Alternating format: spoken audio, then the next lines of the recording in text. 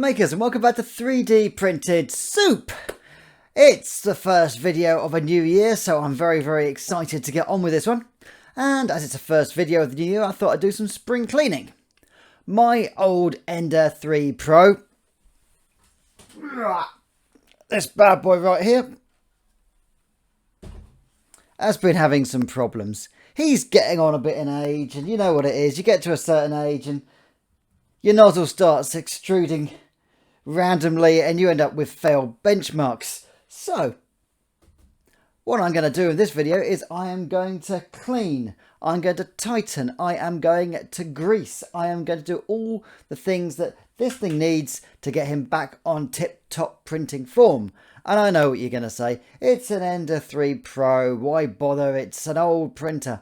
No, printers are lovely, they are pieces of engineering and they need to be loved and cared for. So yes, let's get on, scrub, clean, level and take a printer which is stuttering and getting on in age and turn it into a lean, mean printing machine, like me. So let's get on with this, get this done and get ourselves some good benchmark results from it. Before we do, however, thanks to everyone who's liked and subscribed again. Still loads of you pouring in, and yay, now I'm a YouTube partner. It really helps the channel if you can like, subscribe, click the thumbs up button and the bell if you want. It doesn't make a noise, so it's pointless, but hey, it still lets you know when my videos come up. So let's get on and get this spring cleaning project started.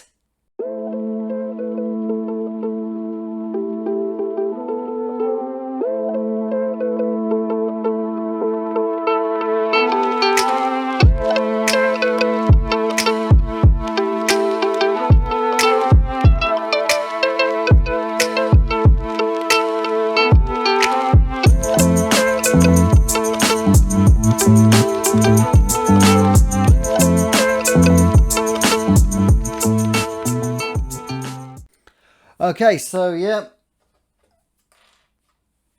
that didn't turn out too well. There's layering problems, there's little bits of filament on the edge, the back bit here's got chunks sticking out of it, and oh look, the roof has just failed to print on one of the posts, and it's messed up. Layering's bad, there's bits missing off it, and eventually the roof just snapped off halfway through the print. So, there's going to be leveling problems here because the levels are off. There is going to be extruder problems because there's under extrusion. There's all kinds of messy bits and pieces here we need to fix. So, let's break out the cleaning products, break out the screwdrivers, the torque wrenches and the Allen keys. My last name's Allen, so all my keys are Allen keys. But yes, we'll get out the proper Allen keys and get this done. Let's get to work. Okay, let's start with some compressed air. You can use a compressor if you want, but I prefer compressed air. It's easier. Just get in here and get rid of all of the extra little bits and pieces. So you look, all kinds of nasty bits of filament just hiding in the nooks and crannies. So yeah, let's get all of this out of there and get this thing nice and shiny and clean. If you're cleaning inside a fan like this, make sure you hold the fan. If you start spinning it, it means it's spinning at different speeds and you could damage it because it might be going faster or slower than it's designed to go. Just get in all the places where you think filament might be, in all the little sort of like cracks here and across all the bits where you've got moving parts. And yeah, just around everything where you can think that filament might end up, or dust. Right, with the dust gone, it's time to move on to the second bit. A light fine tooth brush or comb. You probably got one that came with your printer. I've lost mine, so I'm using a paintbrush. But yeah, this is a fairly light paintbrush, so I can get in there and get rid of all of the stubborn stuff which the air compressor didn't get rid of. Once again, get into that fan there and across the bands and all of the belts, etc. Move anything which is loose or basically in there out of it and then brush it off and give it a good vacuum around the outside so it doesn't get back in again. Also, yeah, the fan does tend to take in lots and lots of nasty bits and pieces. As you can see here, I've got fluff and hair all in there. So yeah, get rid of that and it will spin a lot faster and make sure the thing stays a lot cooler. And also it means that you won't get any slippage on the belts or any of the pulleys. There we go. That should be fine. Next up, you can see there is all kinds of bad stuff underneath the hot end. So I'm going to remove the rubber shielding. I mean, you can on the right there, you can see where all the filament has clogged up and got sort of jammed underneath it. That means there's been overflow of some kind. And yeah, we need to get rid of that and get this cleaned up and back to being filament free. So I mean, this just, look, it just peels off here. That is all got inside it, and yeah, that's going to need a good clean out. But let's start by getting off the stuff on the outside. Because it's been heated up and cooled down quite a bit, it will just crumble off. So yeah, you shouldn't get any resistance or even need to scrub it. It should all just fall off the end. And then we get the spanner and we remove the nozzle itself. And while I'm under here, let's get rid of that horrible lump of stuff there. Oh God, that's awful. Just get my nail in there, and there we go. Where's it gone? There we are. Look at that. That was just sitting there. That is terrible. I feel awful here. I'm meant to know what I'm doing, and that was just, how the hell that got under there, I don't know. I think it's just all just leaked out. So yeah, let's get this nozzle off, and then we can start fixing this properly. Be careful with spanners on the nozzle, because it's made out of soft brass, so you could damage it very easily. Make sure you're using the right size spanner and make sure that it's not showing too much resistance. So here we go. I've got a brand new spanner here, which I got with my S1, I think. So it should be the same. Yeah, there we go.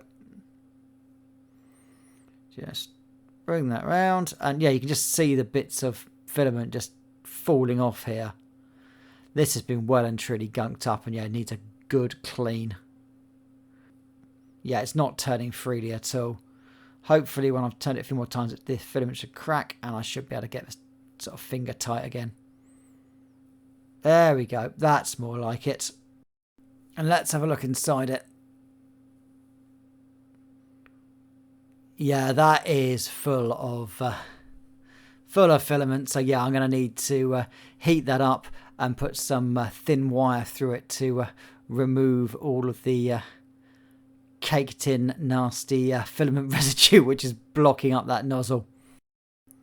Okay, with the amount of filament which is down the bottom there, I can guarantee there'll be a load, especially in the little tube between the top and the bottom of the hot end here. So yeah, I'm going to take off the top part here where the Bowden tube goes into the top of the hot end, and I've heated this up a little bit, so it should so once I've taken this out, it should release fairly easily, because any spilt filament inside here, or over extruded filament inside here, should be fairly molten at the moment. So I should be able to just pull this straight out and then wipe it off, and then we can get to basically seeing if we can't remove it out of the hot end. So just slowly remove this. It's not finger tight yet. Okay, there we go. That is removed. So I'm going to give it a little pull. Make sure I don't pull the cables, just the tube. And yeah, so look at the end of the Bowden tube. Yeah, that, oh, look at that. That is covered in black, tarry yuckiness. So yeah, let's give that a quick wipe. Let's get some kitchen towel. It's still very hot, so it should just wipe straight off. This could have been a lot worse. With the amount of filament on the other end of it, I thought there was going to be a real mess in there, but it's not too bad. So yeah, there we go. Now it should clean it up a bit more. Okay, with that done, let's get the thin piece of wire that came with the printer. This is a very sharp piece of very thin wire, which is designed to go through the hot end and out of the nozzle to get it clean, to make sure that there is no blockages in there. So I'm just going to insert the wire into the aperture. And after putting that in and pulling it out, yeah, I mean, look at that. That was what was inside the nozzle. So yeah, that is not good. Just give that a wipe off, and we should hopefully have a clear pathway between the nozzle and the Bowden tube. And with as much gunk as I can removed out of the hot end and the nozzle, I can reinsert the Bowden tube. I haven't attached the nozzle back onto it yet because I want to push this Bowden tube as far down as I can, then attach the nozzle so there's a nice tight fitting between the two so you don't get any leakage out of the nozzle, and the Bowden tube presses very hard down on the end. There we go, just screw that in, and the tighter that goes in, the harder it's pushing down on the end of the nozzle, so you won't get any more leakage like we saw earlier. And just tighten that up with the spanner. There we go. We should have a nice tight fit between the Bowden tube, the hot end, and the nozzle. Right, with that done, let's try tightening the belts. You've got two belts on here. You've got the one that basically does the forward and back motion, and the one that does the side-to-side motion. These are basically the axes you see on Cura and other slicing software. Basically, it moves on two axes there, and also moves up and down as well. So we just need to loosen the nuts either side of this belt. You can see the pulleys holding it there. Loosen those off very, very carefully. You don't need to take them out all the way, just enough that there's movement. And once there's movement, give it a pull to make sure that belt is taut as anything.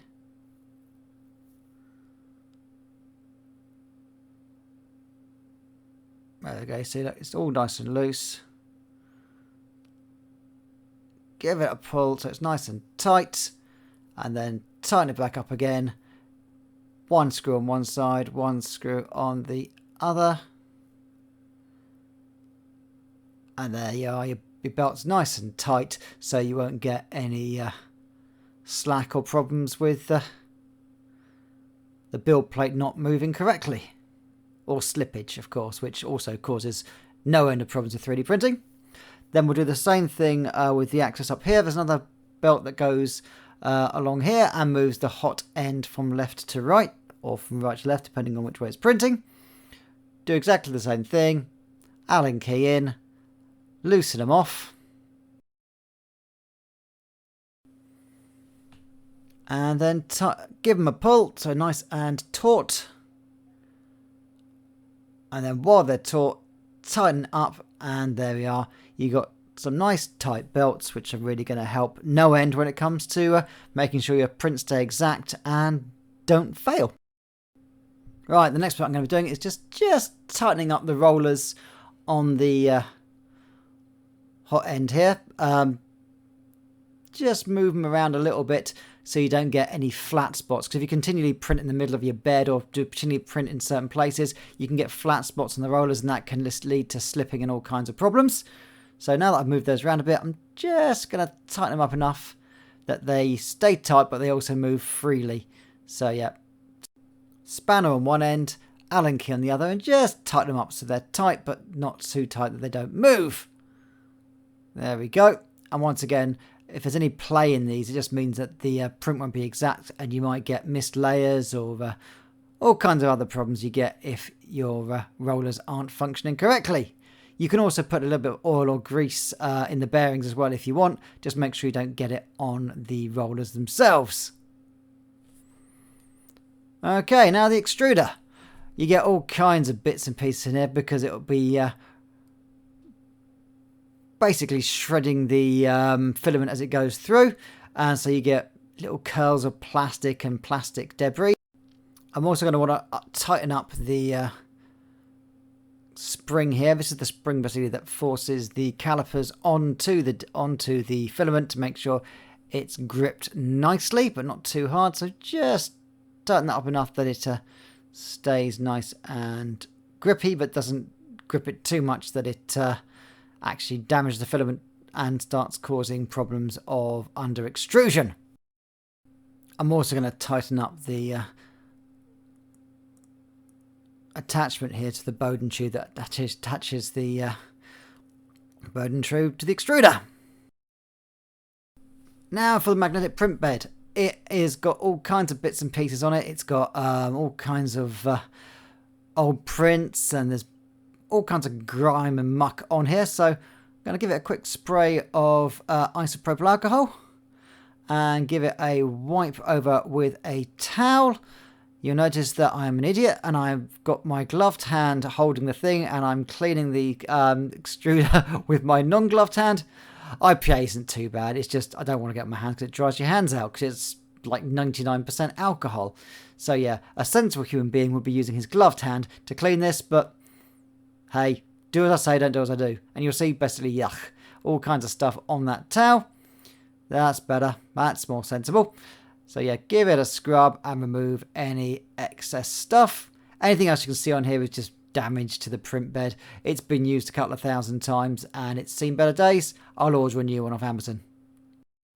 And now we move on. So prepare, auto home. And while that's auto homing, I'll explain that what I'm going to be doing now is leveling the print bed. One of the most basic and important things you can do with a 3D printer is make sure you've got a level print bed.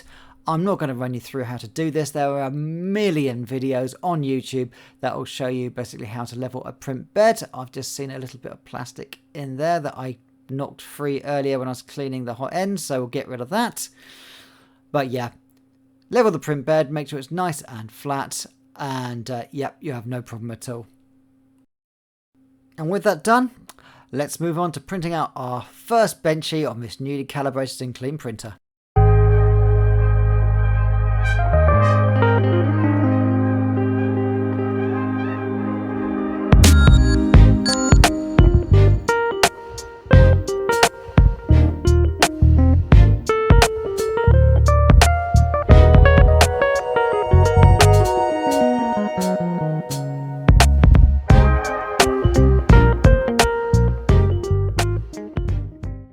Okay, with that benchmark printed, yeah, this is much, much nicer. You've got much smoother layer lines on there. I mean, there's not a hiccup. It's very, very smooth and very, very good. There's no over or under extrusion. The lettering on the bottom is perfect. The pillars that hold the roof on are absolutely great. The holes at the front are there as well, as is the tunnel, sorry, the funnel on the top. And the hole that goes from the bottom to the top there at the back is nicely printed.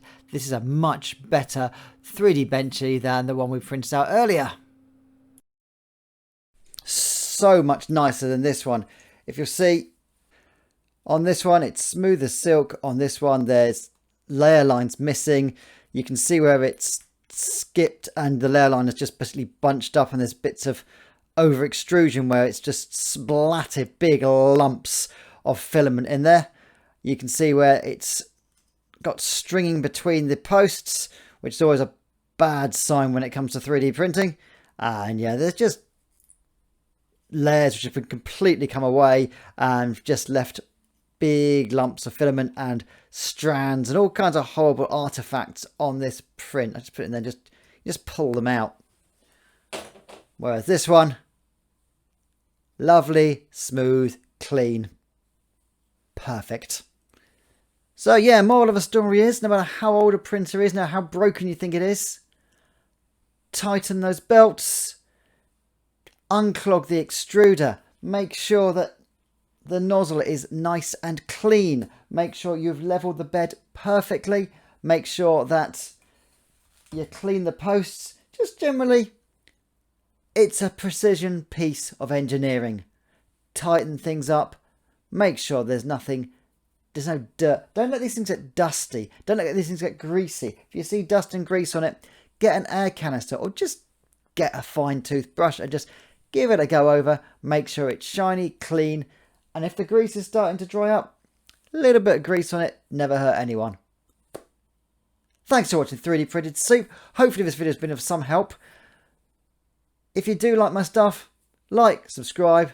I've got a Patreon as well if you fancy popping on there. And yeah, Stay happy, stay safe, keep cleaning.